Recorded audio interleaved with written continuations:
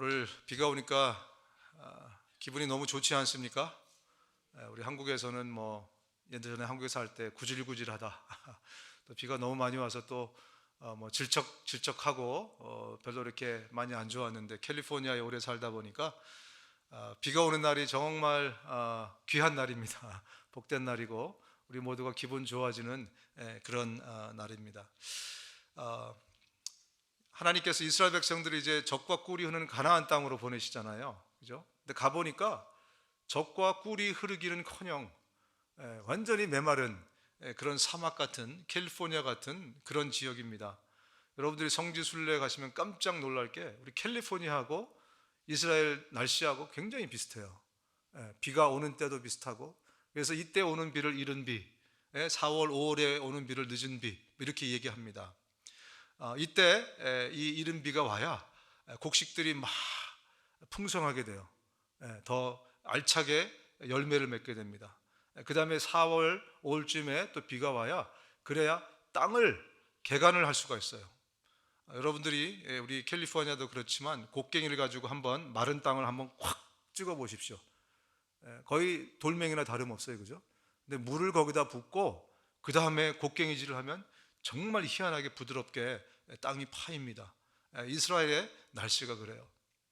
하나님께서 이른 비와 늦은 비를 적당한 시기에 적당한 양을 주셔야 그들은 늘 풍년을 맞이할 수 있게 돼요. 왜 가나안 땅이 적과 꿀이 흐르는 땅이냐면, 하나님의 철저한 간섭 아래 사는 땅이기 때문에 적과 꿀이 흐르는 땅이에요. 사실 따지고 보면요, 인간적인 눈에서 보면 이집트 땅이 훨씬 더 적과 꿀이 흐르는 땅입니다. 왜냐하면 나일강이 365일 흘러가고 있어요. 비 걱정을 하지 않아도 됩니다. 그리고 그 나일강이 계속해서 이렇게 쌓이면서 좋은 토양들이 계속해서 만들어져요. 그러나 영적으로 보면 젖과 꿀이 흐르는 땅은 그 광야의 땅, 그러나 하나님이 간섭하셔야만 살 수 있는 땅, 그래서 그 땅이 젖과 꿀이 흐르는 땅이에요. 밀크 앤 허니, 그 정말 풍요로운 땅, 바로 하나님의 철저한 간섭 때문에 그렇습니다. 여러분의 삶에도 하나님의 철저한 간섭이 있다면 나는 젖과 꿀이 흐르는 삶을 살고 계신 겁니다. 하나님의 간섭이 늘 우리에게 풍요로운 것으로만 임하지 않습니다.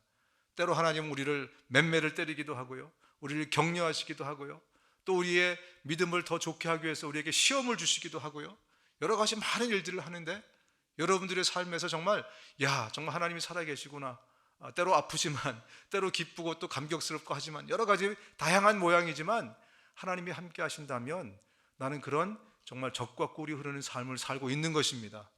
여러분 모두가 정말 젖과 꿀이 흐르는 그런 삶을 사실 수 있기를 주님의 이름으로 축원드립니다.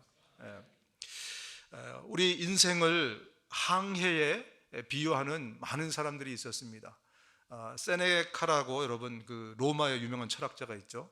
인생은 항해와 같다. 섹스피어라고 여러분 잘 아시는 극작가가 있지 않습니까? 그분도 인생은 불확실한 항해다, 이렇게 많은 사람들이 우리 인생을 항해에 비유합니다. 저 망망대해를 떠다니는 그런 배, 거기에 비유를 합니다. 그런 측면에서 우리 인생들을 이렇게 보면 항해하는 인생이 있고 표류하는 인생이 있습니다.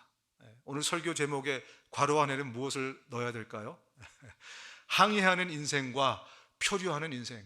항해하는 인생이라는 것은 어떤 목적을 가지고 살아가는 인생입니다. 표류하는 인생은 그냥 떠다니는 인생이에요. 흘러가는 대로, 흐르는 대로 그냥 좌충우돌 하면서 기분대로 내 어떤 행복을 위해서 그냥 살아가는 인생을 표류하는 인생이다, 이렇게 볼 수 있습니다. 여러분의 자녀는 항해하는 인생이 되시길 원하십니까? 표류하는 인생이 되시길 원하십니까? 아무도 표류하는 인생이 되기를 바라는 부모는 없습니다. 자, 그렇다면 저와 여러분의 인생은 어떻게 되기를 우리 하나님께서는 바라고 계실까? 오늘 우리 본문을 보면요, 이제 사도행전 28장이 거의 다 다다랐습니다. 오늘이 111번째죠, 그죠? 저희가 사도행전을 지금 111번을 계속해서 처음부터 끝까지 묵상해 왔습니다. 이제 거의 끝날 때가 되었는데, 이제 2장이 남았습니다.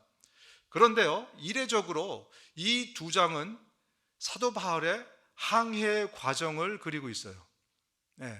아마 여러분들이 성경을 이렇게 늘 이렇게 잘 보시는 분들은 아시겠지만 이 항해의 과정을 2장씩이나 끝부분에, 그것도 굉장히 중요한 결론 부분에 가서 이 2장을 할애한다는 것을 조금 이례적이라고 생각을 하셨을 것입니다.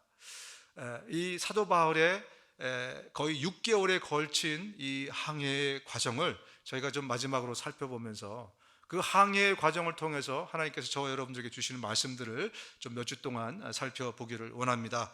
본문으로 들어가겠습니다. 우리가 배를 타고 이달리아에 가기로 작정되매 바울과 다른 죄수 몇 사람을 아구스토데의 백부장 율리오란 사람에게 맡기니 아시아 해변 각처로 가려 하는 아드라무테노 배에 우리가 올라 항해할새 마게도냐의 데살로니가 사람 아리스다고도 함께 하니라. 지금 바울은 마지막으로 4차 선교 여행이라고 볼 수 있습니다. 이제 이 4차 선교 여행을 끝으로 바울은 하나님 앞에 순교자로 서게 됩니다. 이제 이 4차 여행을 하기 위해서 로마로 가게 되죠. 지난 2년 동안 바울은 감옥에 갇혀 있었습니다. 감옥에 갇혀 있다가 이제 마지막 재판을 받고 이제 그 재판의 결과는 바울이 무죄인 것으로 드러났어요. 그런데 바울이 황제에게 항소를 제기합니다. 그래서 바울을 로마에 가는 배에 태워서 그를 이제 보내게 되는 거죠. 그래서 지금 바울은 배를 타고 겨울바다를 건너서 로마로 향하는 중에 있습니다. 여러분, 지금 21세기에 과학이 얼마나 첨단으로 발달했습니까? 그럼에도 불구하고 배를 타고 겨울바다를 항해한다는 것은, 바다를 건넌다는 것은 굉장히 위험천만의 일이 아니겠습니까? 더군다나 2000년 전에 배를 타고 이 겨울바다를 건넌다는 것은 거의 모험에 가까운 그런 행위였습니다. 근데 바울이 그 배를 타면서 어떤 생각을 했을까? 지금 많은 사람들은 이 당시에 배를 탄다는 것은 두렵고 떨리는 그런 마음이었을 것입니다.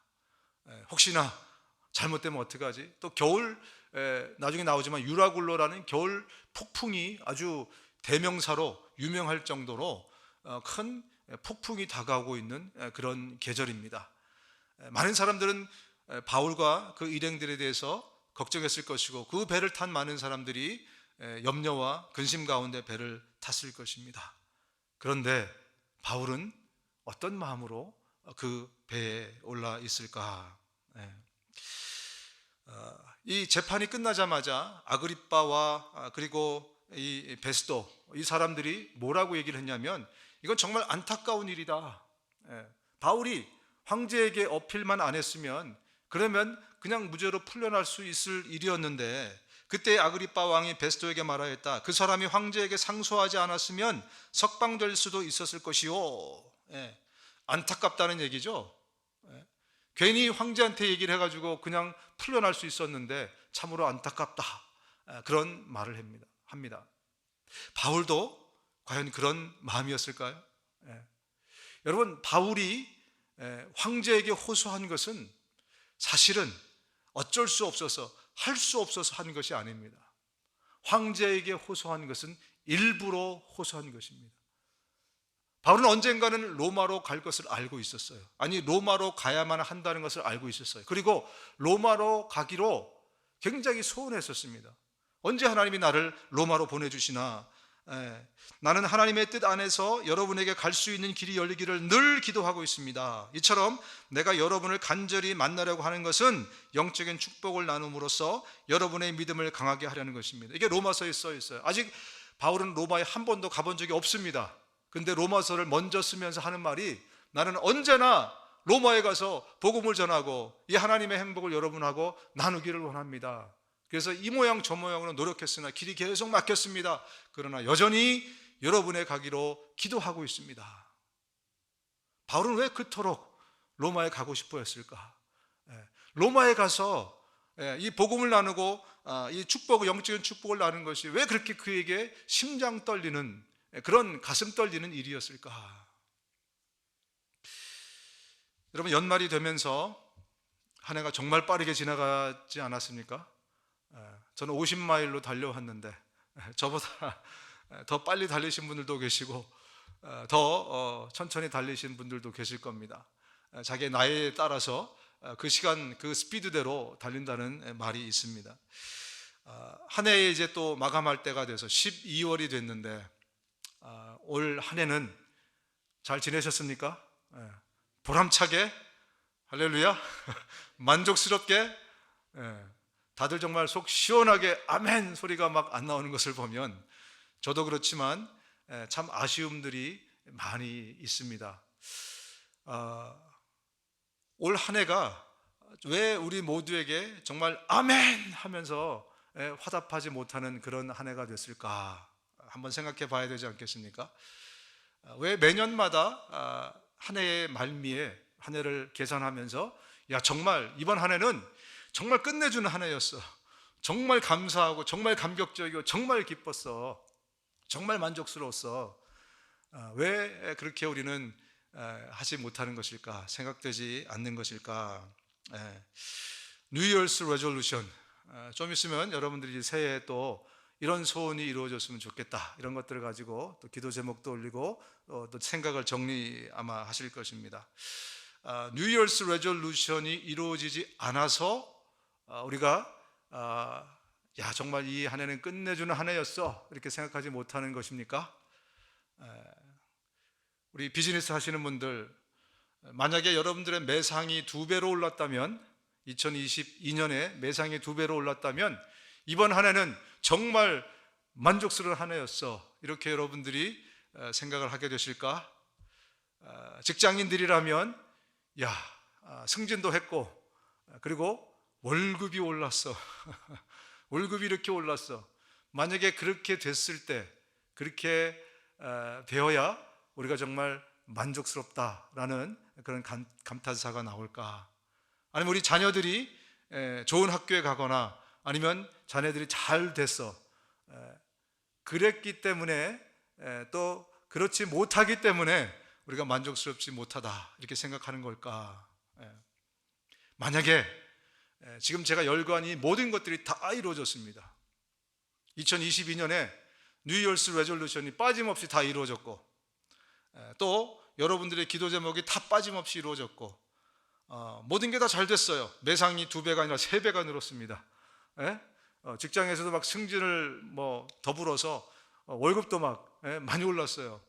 그러면 이 한 해에 정말 나는 만족스러운 한 해였다 라고 여러분들이 감탄사를 내뱉을 수 있을까요? 굉장히 속물인 사람은 그럴 수 있겠습니다.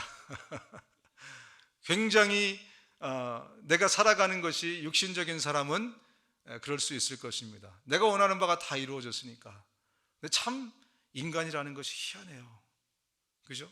한번 가만히 생각해 보면요, 여러분이 소원하는 바가 안 이루어질 때는 너무나 아쉽고 안타깝지만, 여러분이 소원하는 바가 다 이루어졌다고 해서 여러분들 정말 fully 만족스럽고 fully 기뻐하고 정말 fully 그렇게 감탄사가 나올까? 그렇지 않다는 것을 저는 제 자신을 통해서 발견하게 됩니다. 왜 그럴까요? 왜 그럴까? 한번 고민해 봐야 되지 않겠습니까? 저와 여러분들은 신앙생활을 하면서, 믿음 생활에 본격적으로 들어오면서 우리는 이 세상에 육적인 삶과 영적인 삶을 동시에 살아가는 존재라는 것을 깨닫게 됐습니다. 눈에 보이지 않지만 육적인 세상보다 더 중요한 나의 영적인 삶이 있다는 것을 여기 계신 모두는 다 깨달으셨을 줄로 압니다. 우리는 영적인 존재이기 때문에 우리의 육신적인 만족과 기쁨이 다 이루어졌다고 한들 우리의 영적인 만족이 이루어지지 않으면 우리는 절대로 100% 하나님께서 이 한 해가 정말 나에게 만족스럽고 정말 참 기쁨의 한 해가 되었다, 이런 감탄사가 나올 수 없습니다. 왜냐하면 저와 여러분은 하나님의 형상으로 지음받은 자이기에, 우리는 영적인 삶을 살아가는 자들이기에, 우리에게 육적인 것들이 다 채워졌다고 해도 우리의 영적인 만족과 기쁨이 채워지지 않는다면 우리는 여전히 허전함과 공허감이 우리 가운데 있게 될 거예요. That's why. 그래서 그런 겁니다. 따라서 저와 여러분들은 육적인 삶의 만족과 기쁨도 중요하지만 영적인 삶의 만족과 기쁨이 있어야, 그래야 참 기쁨, 참 행복을 누릴 수 있습니다. 우리가 그렇게 만들어졌기 때문에, 하나님을 닮아서 그렇게 만들어졌기 때문에 그래요. 그렇다면 영적인 만족, 영적인 기쁨이란 무엇인가, 어떻게 얻어지는가, 쉽게 정리를 좀 해드리겠습니다. 영적인 만족, 영적인 기쁨이라는 것은요, 예수님이 나로 인해서 기뻐하실 때 그 기쁨으로 내가 기쁘게 될 때를 영적인 기쁨이라고 얘기합니다. 영적인 만족이라는 것은 하나님이 나 때문에, 나로 인해서 만족스러울 때, 그 만족에 동참될 때, 그때 내가 느끼는 만족을 참 만족이라고 일컫습니다. 그래서 영적인 만족은요, 나로 인해서 하나님이, 예수님이 기뻐하실 때 그 기쁨이 나에게 흘러 들어오는 거예요. 그때만 우리가 영적인 만족과 기쁨을 누릴 수가 있어요. 그렇지 못하다면 우리는 많은 것들이 우리 안에 채워졌음에도 불구하고 여전히 갈급함이 있고 여전히 공허함이 있는 겁니다. 연말이 되면서 여기저기서 많은 시상식이 있지 않습니까? 한 해 동안 수고한 것에 대해서 치열해주고, 또 리워드를 주고 하는 많은 것들이 있습니다. 많은 유명 인사들이 있죠. 셀레브리티. 얼마나 정말 화려한 스포트라이트를 받습니까? 또 수고했다고 막 칭찬받고 상 받고 많은 사람의 주목을 받고. 근데 그 사람들이 집에 가가지고는 잠을 이루지 못합니다. 그렇게 많은 사람들이 막 박수 쳐주고 기뻐해주고, 그러나 집에 돌아가면 그 우울함과 공허함과 그 외로움, 그것을 달랠 수가 없어서 약을 먹지 않으면 잠을 못 이루는 그런 삶을 사는 거예요. 왜? 그도 하나님의 형상을 따라서 지어진 존재이기 때문에 영적인 만족이 있어야, 그래야 그의 가슴이 가득 차게 되는 거거든요. 여러분, 나 때문에 하나님이 기뻐하실 때 우리는 잠을 잘 잘 수 있습니다. 나 때문에 예수님이 만족하실 때, 그때 우리도 정말 이 충만감을 가지고 살아갈 수 있어요. 올 한 해가 정말로 하나님께서 나에게 복을 주셨구나, 올 한 해가 정말 만족스럽고 감격스럽고 기쁜 한 해구나. 여러분, 성경에 하나님이 기뻐하셨다, 하나님이 만족하셨다라는 말이 제일 많이 나오는 장이 어딜까요? 제일 많이 나오는 곳, 퀴즈를 드립니다. 한 장 안에 제일 많이 나와요. 하나님이 만족하셨다. 저쯤 어디서 답이 나온 것 같은데 창세기 1장입니다. 하나님이 뭐를 만드세요? 그리고 보시기에 심히 좋았더라, 기뻐하셨다, 만족하셨다. 하나님이 또 뭐를 만드세요? 기뻐하셨다, 좋아하셨다. 계속해서 말씀하십니다. 그때 우리 피조물도 가장 기쁠 때예요. 하나님이 가장 기뻐하셨을 때 우리 피조물도 가장 기뻐하게 됩니다. 가장 큰 기쁨으로 우리도 기쁨을 누리게 돼요. 근데 얼마 안 가서 창세기 5장에 어떤 사건이 있습니까? 노아의 홍수 사건들이 이제 그때 펼쳐지지 않습니까? 그때 인간들은 너무나 기뻤어요. 그죠? 인간들은 너무나 만족스러웠어요. 내 마음대로 내가 하고 싶은 거 먹고 마시고 즐겨라, 놀자, 막 젊음아 어딨냐 막 그러면서 인간들은 정말 기뻤어요. 그러나 하나님은 바로 그때 가장 마음 아파하셨어요. 창세기 1장 31절에 하나님이 지으신 모든 것을 보시니 보시기에 심히 좋았더라. 저녁이 되고 아침이 되니 이는 여섯째 날이니라. 심히 좋았는데 5장에 바로 가서 주님께서는 사람의 죄악이 세상에 가득 차고 마음에 생각하는 모든 계획이 언제나 악한 것뿐임을 보시고서 땅 위에 사람 지으셨음을 후회하시며 마음 아파하셨다. 몇 장 안 가가지고 마음 아파하셨대요. 근데 하나님이 마음 아프시니까, 하나님이 마음이 안 좋으시니까 우리 인간의 삶에도 굉장한 시련이, 참혹한 일들이 우리의 삶에 펼쳐지는 것을 볼 수 있습니다. 내가 창조한 것이지만 사람을 이 땅 위에서 쓸어버리겠다. 사람뿐 아니라 짐승과 땅을 기어다니는 것과 공중의 새까지 그렇게 하겠다. 그것들을 만든 것이 후회되는구나. 하나님이 마음 아프시면 인간이 재앙을 겪게 됩니다. 하나님이 기뻐하시면 인간도 참 기쁨을 누리지만, 하나님이 슬퍼하시면, 하나님이 나로 인해 기뻐하시면 내 삶에 기쁨이 넘치지만, 하나님이 나로 인해 슬퍼하시게 되면 내 삶에는 참혹한 일들이 벌어질 수 있다는 말씀을 하고 있습니다. 그러면서 하나님이 이렇게 말씀하십니다. 하나님은 자기를 기쁘게 하는 자에게 지혜와 지식과 행복을 주신다. 하나님을 기쁘시게 하는 자에게 뭘 준다고요? 지혜와 지식과 행복. 우리가 원하는 바 아니겠습니까? 이것은 단순히 육신의 것만이 아니에요. 하나님이 주실 때는 영적인 만족이 함께 따라오는 것입니다. 영적인 기쁨이 함께 따라오는 것입니다. 그래서 영적인 만족, 영적인 기쁨이라는 것은 나로 인해 하나님이 기뻐하실 때, 그런 삶을 살아가는 사람은 표류하는 인생이 아니고 그 목적을 향해서 항해하는 인생이 될 수 있습니다. 내 기쁨, 내 목적, 내 행복, 내 육신의 쾌감과 즐거움과 이것이 아닌 저 하나님, 영원한 것을 향한 나의 삶이 거기에 투자될 때 우리의 삶은 표류하는 삶이 아니라 행복한 삶으로 가게 되어 있다는 거죠.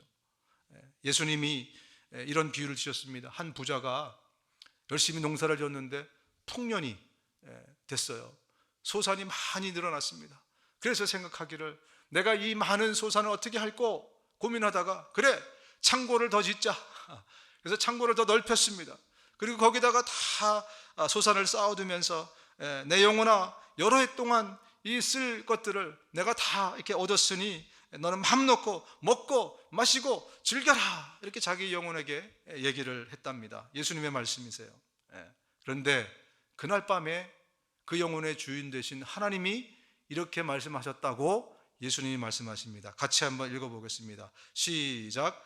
어리석은 사람아, 오늘 밤에 네 영혼을 너에게서 도로 찾을 것이다. 그러면 네가 장만한 것들이 누구의 것이 되겠느냐? 자기를 위해서는 재물을 쌓아두면서도 하나님께 대하여는 부요하지 못한 사람은 이와 같다. 물론 이 비유를 통해서 예수님이 여러 가지 것들을 많이 말씀하시겠지만, 오늘 이 비유를 우리가 잠깐 이런 차원에서 보면 정말 하나님을 기쁘시게 하는 자에게, 또 자기 마음대로 자기만을 위해서 살아가는 자와 그 삶이 너무너무 다르다는 것을 우리가 볼 수 있지 않겠습니까? 영적인 기쁨과 만족을 위해서 겉보기에 화려하고 겉보기에 멋진 이런 것들을 쫓지 않고 하나님을 위해서 하나님의 것을 쫓으며 살아가는 인생, 그 인생은 정말 올곧이 항해하는 그런 인생이 될 것입니다. 저와 여러분 모두 영적인 사람이 되시기를 바랍니다. 그렇다면 하나님께서 그 영적인 사람에게 우리 육신적인 필요와 이 모든 것들도 채워주실 줄로 믿습니다. 계속해서 다시 본문으로 들어갑니다. 이튿날 시돈에 대니 율리오가 바울을 친절히 대하여 친구들에게 가서 대접받기를 허락하더니, 또 거기서 우리가 떠나가다가 맞바람을 피하여 구브로 해안을 의지하고 항해하여 길리기아와 밤빌리아 바다를 건너 루기아의 무라시에 이르러. 지금 바울이 탄 배는 복음을 전하러 가는 배임에도 불구하고 직선 항해로 가지 못하고 어떻게 됩니까? 맞바람을 맞아요. 그러니까 배가 여러 군데를 지금 헤매면서 우리 눈에 보기에 여러 군데를 들려서 그렇게 거쳐서 가게 됩니다. 그리고 또 배도 한번 갈아타는 그런 일이 또 나오게 됩니다. 그런데 이 성경은요, 이례적으로 그 모든 것들을 아주 디테일하게 써놓고 있어요. 이 6개월의 과정을 아주 디테일하게 써놓고 있습니다. 왜 그렇게 디테일하게 기록을 하셨을까? 여러분, 예수 그리스도, 그분을 위한 항해라면 그분이 우리 인생의 배의 키를 잡아주십니다. 우리가 항해를 하는데, 우리 모두가 항해를 하는데 내 목적이 아닌 예수 그리스도 그 영적인 목적을 향해서 항해를 하는 배는 예수님이 선장이 되어주신다는 거예요. 그것을 이 본문의 내용들을 통해서 저와 여러분들에게 말씀해 주고 계십니다. 그럼 바다에 길이 있을까요, 없을까요? 바다에 길이 있다. 에이, 보니까 바다에 무슨 길이 있어. 우리는 익숙하죠. 눈에 안 보이면 없는 거예요, 그죠? 얼마나 어리석습니까, 우리가. 인간은 눈에 안 보이면 없는 거예요. 내가 모르면 존재하지 않는 거예요, 그죠? 그게 우리 고집스러운 인간입니다. 바다에도 길이 있습니다. 우리 여러분의 인생의 바다에, 여러분이 가는 그 인생의 그 항해길에 길이 있을까 없을까요? 거기에도 있습니다. 각자의 항로가 있을 것입니다. 만약에 그 항로를 벗어나게 되면 어떻게 될까요? 굉장히 위험에 빠집니다. 좌초될 수 있습니다. 그죠? 엉뚱한 길로 가게 될 정말 표류할 수 있습니다. 그래서 그 길을 잘 아는 사람이 배의 키를 잡아야 돼요. 여러분 각자의 인생의 항로가 분명히 있습니다. 눈에 안 보인다고 없는 게 아닙니다. 분명히 그 길이 있어요. 그 길로 가지 않으면 여러분 좌초하고 표류하게 될 겁니다. 그런데 그 길을 잘 아는 분이 우리 인생의 키를 잡아주시면 우리는 때로 돌아가는 것 같아요. 때로 내가 원하는 스피드로 안 가는 것 같아요. 그죠? 나는 빨리 가고 싶은데, 나는 돌아가기 싫은데 왜 밤빌리아를 들려? 길리기야 왜 가? 거기 바로 가고 싶은데 로마로. 그런데 우리의 키를 잡아주시는 그분이 길을 너무나 잘 알고 계세요.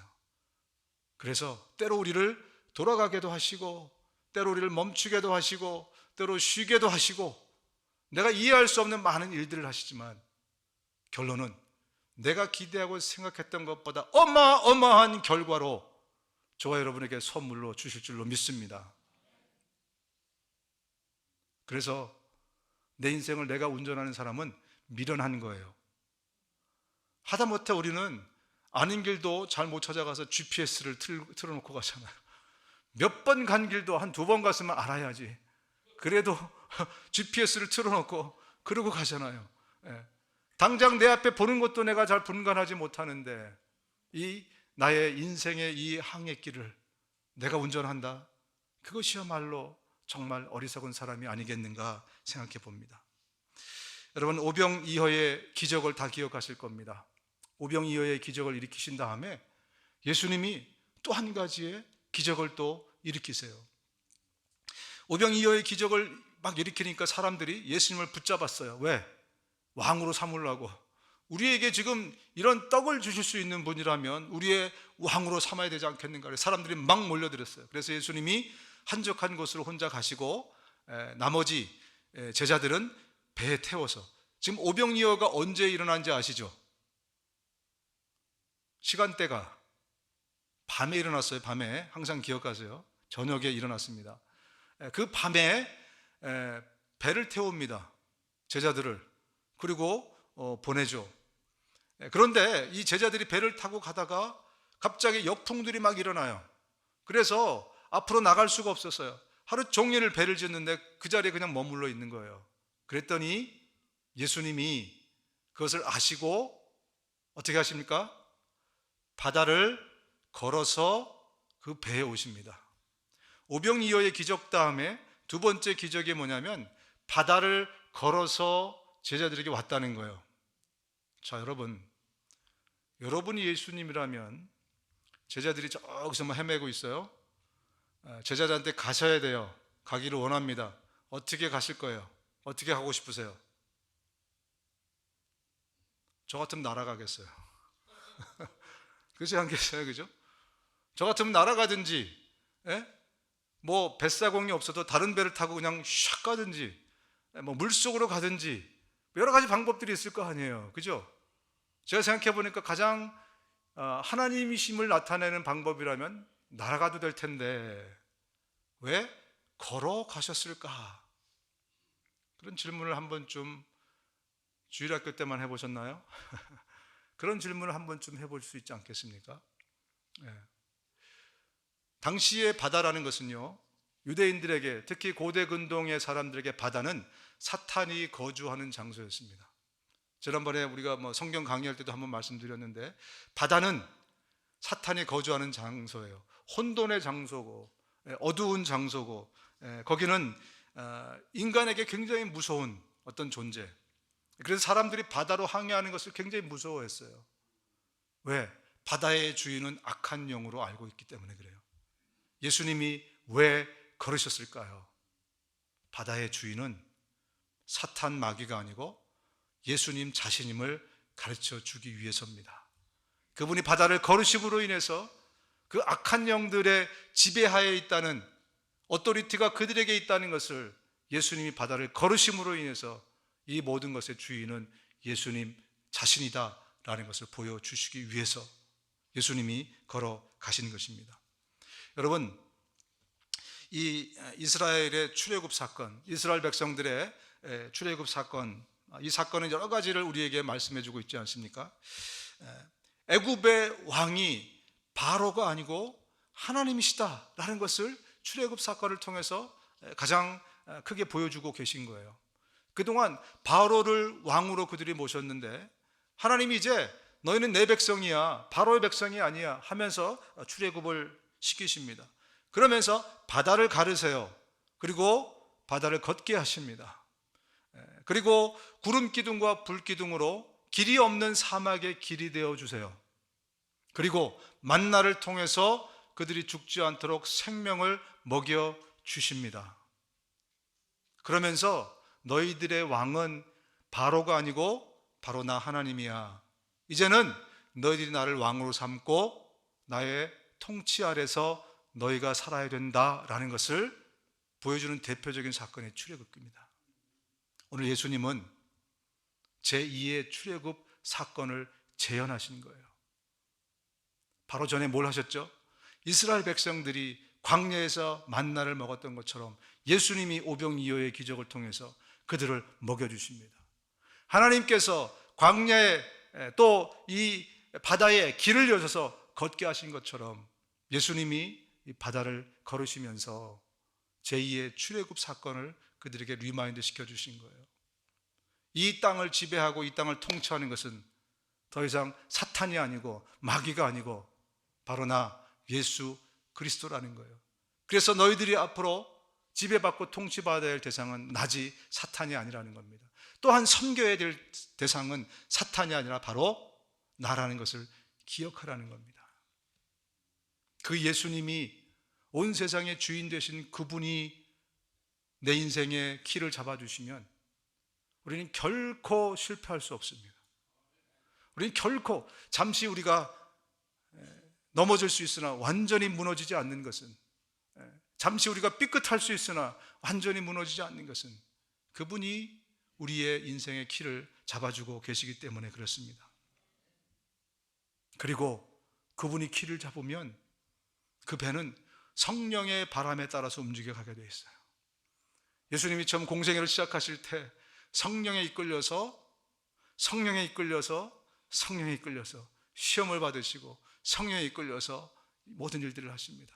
그분이 내 인생의 키를 잡아주시면 우리는 성령의 바람을 타고 살아가는 그런 인생이 됩니다. 여러분, 그래서 때로 돌아가는 거예요. 내가 이해할 수 없지만 때로 성령께서 성령의 바람으로 움직여 가시기에 때로 여기저기, 주님 제가 볼 땐 저기 꼭 안 들려도 되는데요. 근데 주님이 가라고 하십니다. 가보면 이유가 있어요. 주님 지금 빨리 가면 저는 참 좋겠는데요. 근데 주님이 때로 멈추라고 하시거나 천천히 가라고 하십니다. 가슴은 답답하죠. 성미가 얼마나 급하십니까? 답답하죠. 그런데 멈춰야 될 이유가 나중에 반드시 발견됩니다. 올 한 해도 그런 사건들이 여러분에게 많이 일어나지 않았습니까? 그때 내가 빨리 달렸으면 큰일 날 뻔했다, 죽을 뻔했다, 그죠? 그런 일들이 우리 삶에서 일어나는 이유입니다. 여러분, 오늘 성령께서 바울이 탄 배를 여기저기 돌아가게 하십니다. 들리게 하십니다. 구브로, 길리기아, 밤빌리아, 루기아. 왜 이곳을 성령께서 들리게 하셨는가? 구브로는요, 바울이 처음 선교 여행을 했을 때 처음 선교지가 구브로였습니다. 여기에서 아주 많은 사건들이 바울에게 일어납니다. 무엇보다도 바울의 이름이 사울에서 바울로 바뀌어요. 바로 이 선교지 이후에 그의 이름이 바뀌는 겁니다. 그리고 이 1차 선교 여행의 리더가 누구였죠? 바나바였습니다. 그런데 이 선교지를 기점으로 리더가 바울로 바뀌게 됩니다. 처음 바울이 사역할 때 왼편에 구브로 섬을 지나가면서 아마 그것을 떠올리게 하셨을 것입니다. 오른편에 길리기아를 지나가게 하면서 이 길리기아 지역은 바울의 고향이 있는 다소가 있는 곳입니다. 바울이 이제 예수님을 영접하게 되고 만나게 된 다음에 그는 정말 흥분해서 빨리 주를 위해 살고 싶어서 예루살렘으로 달려갔지만 아무도 그를 반겨주는 사람이 없었어요. 그래서 그가 도망가다시피 간 곳이 바로 이 다소였습니다. 거기서 몇 년의 침묵의 시간을 보내게 됩니다. 바나바가 와서 그의 손을 잡아줄 때까지 그는 거기서 노바디의 삶을 살게 돼요. 자신의 초심들을 하나님이 다시 한번 보게 하십니다. 나는 아무것도 아니었지. 나는 정말 하나님의 은혜 아니었으면 아무도 아니었지. 지금은 이제 마지막 4차 여행을 할 정도로 이제는 완숙한 그런 사도로서의 모습이 다 갖춰진 모습입니다. 마지막 순교의 삶을 놓고 하나님께서 그의 초심을 돌아보게 하십니다.